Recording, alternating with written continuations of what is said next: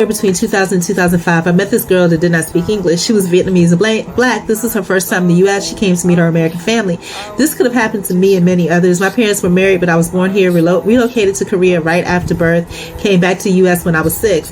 I didn't speak any English and was culturally Korean at that time. I am thankful to know and have lived with both my parents and know African American culture to an extent, but I miss losing the Korean culture. This is the plight that a lot of us kids go through with military families that are mixed. And I've seen stories on here where when officers got people pregnant over there, they intentionally relocated the officers so that they wouldn't have to pay out benefits and those types of things. But blessings to all mixed people, you know, especially for those that are black and mixed. It's a unique experience, beautiful and poignant and painful at the same time. I love all of you.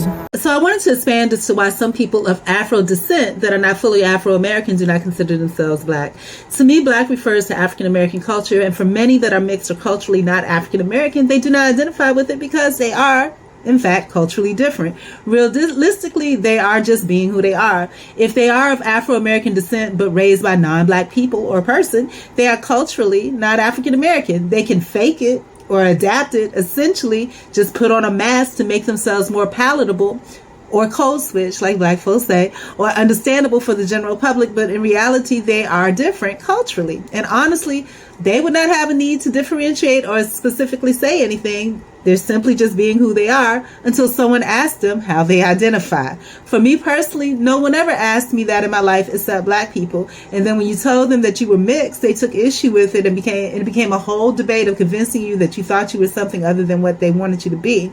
And I think most of us, you know, mixed people, Afro descent people that are, you know, not fully African American, whether you come from another country, blah, blah, blah. I think most of us are just happy being who we are and don't think about it in those terms unless specifically probed. Now, in my older years, culturally, I am black, but I am still mixed, and I would never, ever deny that. The shift came because I have more years away from my mom in my adult years, which was my only source of Korean culture. And being American, I'm exposed to black culture daily through social media and algorithms. I still go back and intentionally seek out the temples of my own familiar and things that I grew up with and food that I craved as a Korean American youth. But once again, the system intervened in my life legally, and I wasn't aware of the impact it would have on my upbringing, culture, and life experience until I looked in the rearview mirror and saw the destruction that it caused.